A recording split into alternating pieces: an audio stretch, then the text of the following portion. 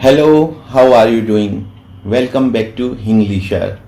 आज हम बात करने वाले हैं टेंस का जो तीसरा टाइप का टेंस होता है, यानी फ्यूचर टेंस के बारे में। फ्यूचर का मतलब होता है भविष्य काल, यानी कि हम जब आने वाले समय के टाइम के बारे में बात करते हैं तो ये कहलाता है फ्यूचर टेंस। फ्यूचर टेंस के भी चारों टाइप हम इस वीडियो में स्टडी करेंगे। तो एक क्विक इसमें हम टेंस की डेफिनेशन पहले मैं आपको बता देता हूं कि टेंस क्या होते हैं। तो इंग्लिश में तीन तरह के टेंसेस होते हैं: प्रेजेंट टेंस यानी वर्तमान काल, पास्ट टेंस यानी भूतकाल, और फ्यूचर टेंस यानी भविष्य काल। और हर टेंस के चार टाइप होते हैं। तो फ्यूचर में future indefinite, future continuous, future perfect और फ्यूचर परफेक्ट कंटिन्यूअस, ये चार टाइप होते हैं। और इन चारों टाइप की इंग्लिश हम कितनी आसानी से बना सकते हैं ये आप इस वीडियो में देखेंगे। Let's get started. Future indefinite tense, यानी आज हम जो सबसे पहला टेंस ले रहे हैं वो फ्यूचर इंडेफिनिट टेंस है। और आप जानते हैं, जो आप प्रेजेंट और पास्ट की स्टडी चूंकि कर चुके हैं तो आपको पता होगा कि चार दोनों में हमने इंडेफिनिट, कंटिन्यूअस, परफेक्ट और परफेक्ट कंटिन्यूअस की बात की थी। तो इसी तरह इसमें भी हम चारों की बात करेंगे। तो उसमें जो पहला है वो फ्यूचर इंडेफिनिट टेंस है। इसकी पहचान सबसे आसान होती है, एक छोटा बच्चा भी बता देगा सिर्फ हिंदी वाक्य को सुनकर के फ्यूचर का सेंटेंस है, क्योंकि फ्यूचर मार्कर हिंदी में एकदम स्पष्ट है और वो है गा, गी या गे।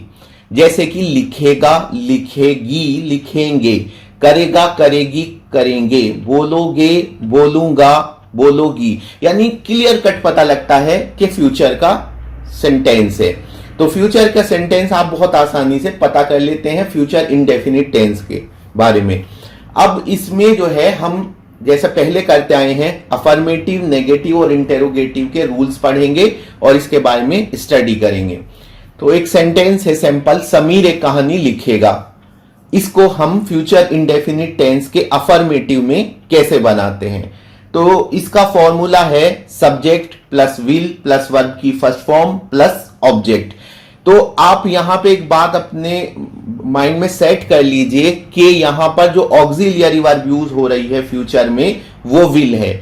जो काम प्रेजेंट टेंस में डू या डज करते हैं, पास्ट में डिड करता है, वो काम यहां पर विल करेगा। और विल के साथ वर्ब की फर्स्ट फॉर्म यूज होगी अफर्मेटिव सेंटेंसेस में।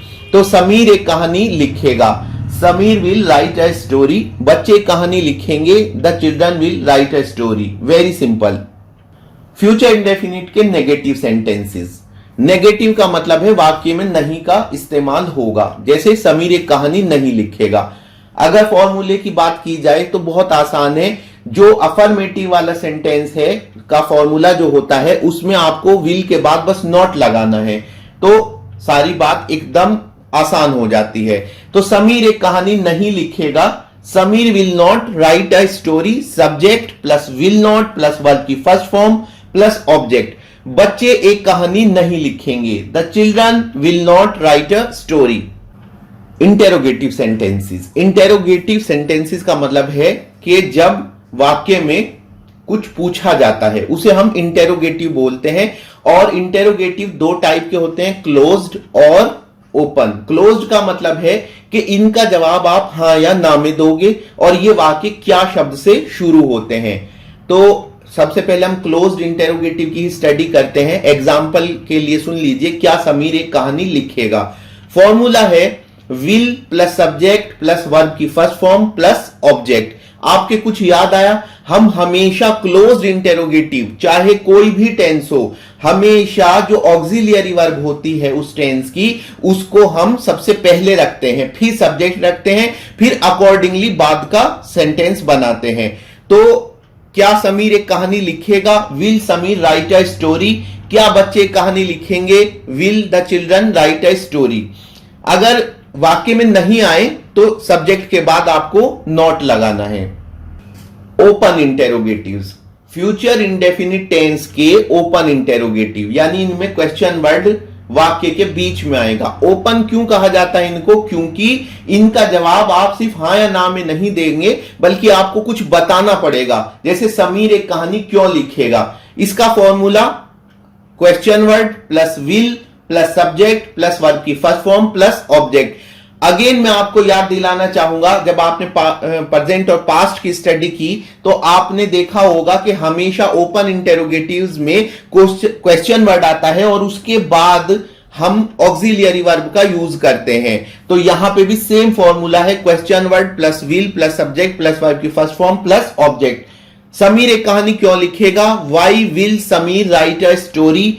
बच्चे एक कहानी क्यों लिखेंगे, why will the children write a story. वाक्य में अगर नहीं शब्द भी आ जाता है तो सब्जेक्ट के बाद नॉट लगा देते हैं। समीर एक कहानी क्यों नहीं लिखेगा, why will Sameer not write a story. You understood. अब हम चलते हैं एक थोड़े से मर्की जोन की तरफ, थोड़े से कंफ्यूजिंग जोन की तरफ, लेकिन मेरी इस वीडियो के बाद उम्मीद है आपका कंफ्यूजन बिल्कुल खत्म हो जाएगा। फ्यूचर कंटीन्यूअस टेंस, पहचान वाक्य के अंत में रहा होगा, रही होगी, रहे होंगे शब्द आते हैं। फ्यूचर इंडेफिनिट टेंस की यही पहचान है। कंटीन्यूअस का मतलब है जो काम कंटिन्यू हो, और फ्यूचर का मतलब फ्यूचर में। तो हम जब फ्यूचर का रिफरेंस देकर एक ऐसी बात करते हैं कि ये काम उस समय जारी रहेगा, तो एग्जाम्पल समीर एक कहानी लिख रहा होगा, आपके माइंड में फ्यूचर का रिफरेंस है कि समीर अगले महीने कहानी लिख रहा होगा। Formula subject plus will be plus verb की ING form plus object. I hope you remember कि हम हमेशा कंटीन्यूअस टेंसेस में वर्ब की आईएनजी फॉर्म का यूज करते हैं। समीर एक कहानी लिख रहा होगा, Sameer will be writing a story. बच्चे एक कहानी लिख रहे होंगे, the children will be writing a story. Future continuous के नेगेटिव सेंटेंसेस, फ्यूचर कंटीन्यूअस के नेगेटिव सेंटेंसेस की पहचान तो वो ही है, रहा होगा, रही होगी, बस वाक्य में नहीं और जुड़ जाएगा। समीर एक कहानी नहीं लिख रहा होगा। Formula subject plus will plus not plus be plus verb की ING form plus object. Sameer will not be writing a story, Sameer एक कहानी नहीं लिख रहा होगा। बच्चे एक कहानी नहीं लिख रहे होंगे, the children will not be writing a story. Future continuous tense interrogative sentences closed और ओपन, आपको मैं पहले डेफिनेशन बता चुका हूं। क्लोज्ड है क्या से शुरू होने वाले, क्या समीर एक कहानी लिख रहा होगा। तो इंटेरोगेटिव सेंटेंसेस यानी कुछ सवाल पूछा जा रहा है, सवाल क्या से पूछा जा रहा है और आपको इसका जवाब हाँ या ना में देना होता है। Formula auxiliary verb of course sentence के स्टार्ट में आएगी, will plus subject plus be plus verb की आईएनजी फॉर्म प्लस ऑब्जेक्ट। अगर वाक्य में नहीं भी है तो सब्जेक्ट के बाद नॉट लगा देंगे। क्या समीर एक कहानी लिख रहा होगा, will Sameer be writing a story. क्या बच्चे कहानी लिख रहे होंगे, will the children be writing a story. Interrogative sentences open interrogative future continuous tense की बात चल रही है, पहचान सेम है। ओपन इंटेरोगेटिव में प्रश्नवाचक शब्द वाक्यों के बीच में आएगा। तो उदाहरण है, समीर एक कहानी क्यों लिख रहा होगा, why will Sameer be writing a story. Formula question word plus will plus subject plus be plus verb की आईएनजी फॉर्म प्लस ऑब्जेक्ट। वाक्य में नहीं है तो सब्जेक्ट के बाद नॉट लगा देंगे। समीर एक कहानी क्यों लिख रहा होगा, why will Sameer be writing a story. बच्चे एक कहानी क्यों लिख रहे होंगे, why will the children be writing a story. Future perfect tense, my favourite tense. पहचान वाक्यों के अंत में चुका होगा, चुकी होगी, चुके होंगे, या लिया होगा, ली होगी, लिए होंगे, दिया होगा, दी होगी, दिए होंगे आदि शब्द आते हैं। ये एक पहचान का तरीका है। दूसरा तरीका यह है कि आपको फ्यूचर का रिफरेंस देकर किसी बात के पूरे होने की बात की जाएगी। यानी हम ये कहेंगे कि फ्यूचर में उस पॉइंट पर 10 तारीख को, जनवरी की 10 तारीख को आप ये काम कर चुके होंगे। तो सेंटेंस में फ्यूचर के टाइम का रिफरेंस होता है, फ्यूचर में किसी बात के पूरा होने की बात की जाती है और तक लगाकर हम ये बताते हैं कि तब तक पूरा होगा। तो अफर्मेटिव, नेगेटिव और इंटेरोगेटिव की स्टडी हम 1 by 1 करते हैं। आप एग्जाम्पल्स देख सकते हैं साइड में। फ्यूचर परफेक्ट टेंस के अफर्मेटिव सेंटेंसेस, यानी कि ना इंटेरोगेटिव है और ना नेगेटिव है, सिंपल सेंटेंस है। एग्जाम्पल सुन लीजिए। समीर अगले हफ्ते तक एक कहानी लिख चुका होगा। Formula subject plus will have plus verb की थर्ड फॉर्म प्लस ऑब्जेक्ट। तो इंग्लिश क्या होगी? समीर अगले हफ्ते तक एक कहानी लिख चुका होगा। Sameer will have written a story by next week. Sentence को हिंदी में ऐसे भी लिखा जा सकता है, समीर ने अगले हफ्ते तक एक कहानी लिखी होगी, या समीर एक हफ्ते तक कहानी लिख लेगा। तो इस सेंटेंस से आप कंफ्यूज नहीं होंगे, इंग्लिश सेम बनेगी। बच्चे अगले हफ्ते तक एक कहानी लिख चुके होंगे, या बच्चों ने एक कहानी लिखी होगी अगले हफ्ते तक। तो the children will have written a story by next week. तो फ्यूचर परफेक्ट टेंस के negative sentences, future perfect tense के जो नेगेटिव सेंटेंसेस हैं उनकी बात की जाए तो पहचान तो सेम है, बस आपको वाक्य में नहीं मिलेगा। समीर अगले हफ्ते तक एक कहानी नहीं लिख चुका होगा। तो समीर, यहां पर एक काम के बारे में, समीर के बारे में बात की जा रही है कि अगले हफ्ते तक ऐसा हो चुका होगा। Formula subject plus will not have plus verb की थर्ड फॉर्म प्लस ऑब्जेक्ट। तो इंग्लिश बनाइए। समीर अगले हफ्ते तक कहानी नहीं लिख चुका होगा। Sameer will not have written a story by next week. बच्चे अगले हफ्ते तक एक कहानी नहीं लिख चुके होंगे। The children will not have written a story by next week. तो आपने यहां पर एक बात नोट की होगी कि हम बाई का यूज करके टाइम का रेफरेंस देते हैं। तो ये बाई नेक्स्ट है तक वाला, यानी कि जब हम कहते हैं इस तक, तो बाई से हम उसका इस्तेमाल करके सेंटेंस बनाएंगे।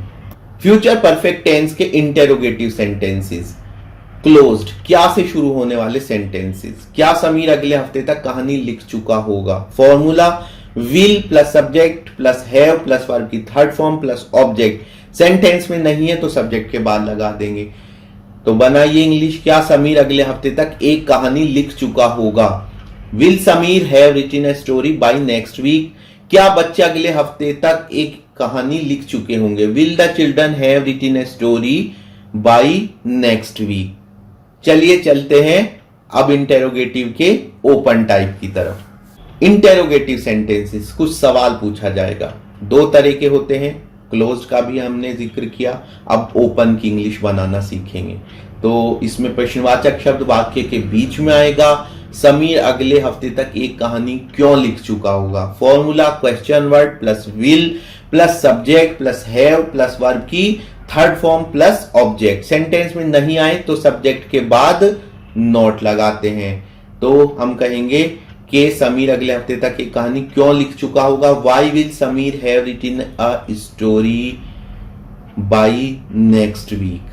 बच्चे अगले हफ्ते तक एक कहानी क्यों लिख चुके होंगे। Why will the children have written a story by next week. है ना easy. Future perfect continuous tense, किसी काम को करते हुए यह बताया जाता है कि फ्यूचर के किसी समय में, यानी किसी पॉइंट पर उस काम को करते हुए इतना टाइम हो चुका होगा। यानी टाइम का दो बार रेफरेंस आएगा। एक बार रेफरेंस आएगा जब हम ये कहेंगे कि इतना टाइम हो चुका होगा, और दूसरी बार रेफरेंस आएगा कि इतने टाइम तक हो चुका होगा।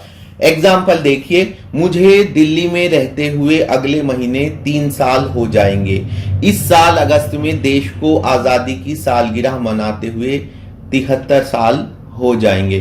तो आपने देखा, मुझे दिल्ली में रहते हुए अगले महीने 3 साल हो जाएंगे। तो इसमें यह बताया है कि कब तक 3 साल होंगे, अगले महीने, और कितने टाइम हो चुका है दिल्ली में रहते हुए, 3 साल। तो इसका सेंटेंस इस तरह बनेंगे। एफर्मेटिव, नेगेटिव, क्लोज्ड और ओपन की अब हम 1 बाय 1 स्टडी करते हैं। आइए शुरू करते हैं फ्यूचर परफेक्ट कंटिन्यूअस टेंस के अफर्मेटिव सेंटेंसेस। फ्यूचर परफेक्ट के अफर्मेटिव में रूल है, फॉर्मूला है, थोड़ा लंबा हो गया है, आप उसको जरा नोट कर लीजिए। शुरू में हम बाई प्लस टाइम, यानी जब तक कोई काम की हम बात कर रहे हैं, plus subject plus will have plus been plus verb की ING form plus object plus since या फॉर प्लस टाइम, जितना टाइम हो चुका है। तो तो इसमें 2 बार टाइम आएगा, तो आपको केयरफुली ये देखना है कि तक वाला टाइम कौन सा है और चूका वाला टाइम कौन सा है। आप इनके नाम रख लीजिए, तक वाला टाइम और चूका वाला टाइम। तो अगले हफ्ते तक समीर को एक कहानी लिखते हुए 2 महीने हो चुके होंगे। तो तक वाला टाइम है अगले हफ्ते तक, और चूका वाला टाइम है क्या, 2 महीने, 2 महीने हो चुके होंगे। तो इंग्लिश बनाइए, by next week Sameer will have been writing a story for 2 months। अगले हफ्ते तक बच्चों को एक कहानी लिखते हुए 2 महीने हो चुके होंगे। By next week the children will have been writing a story for 2 months।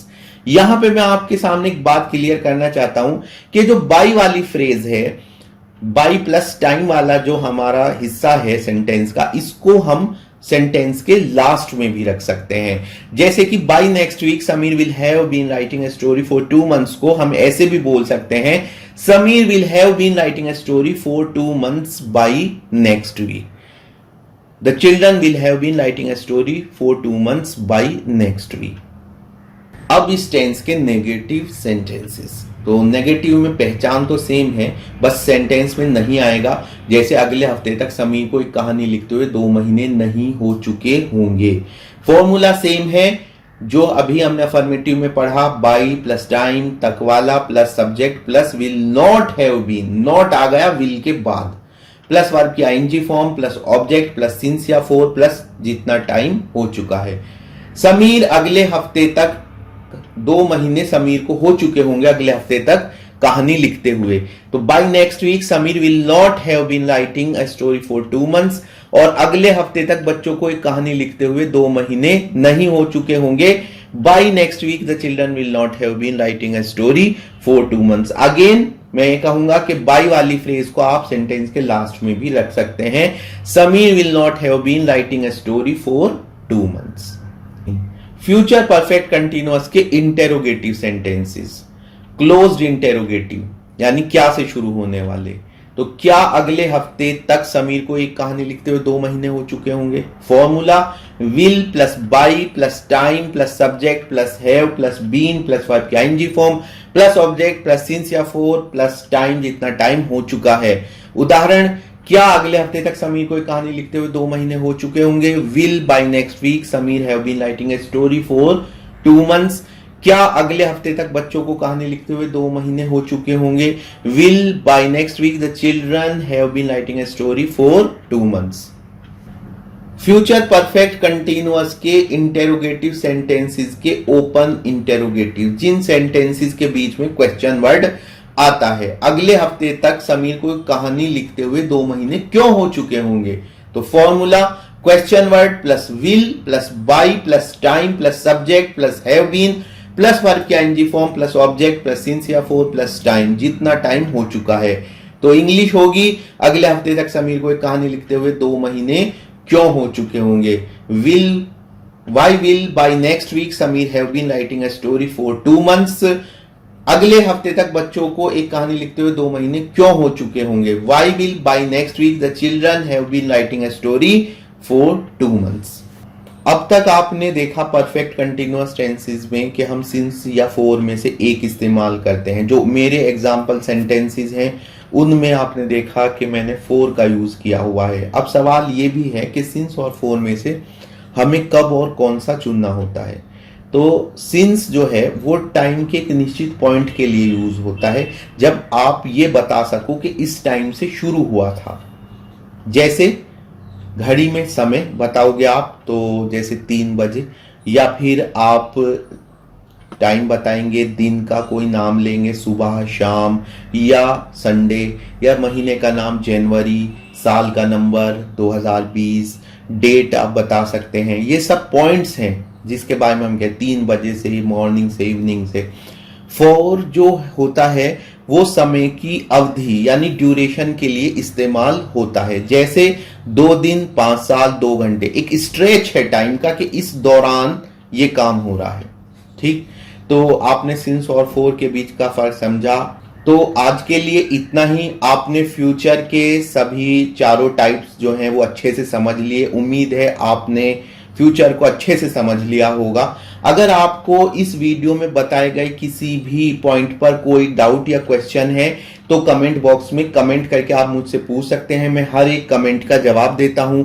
अगर आपके मन में इंग्लिश ग्रामर, कंपोजिशन, ट्रांसलेशन से रिलेटेड कोई भी क्वेश्चन है तो आप कमेंट बॉक्स में कमेंट करके पूछिए। हर एक कमेंट का जवाब दिया जाएगा।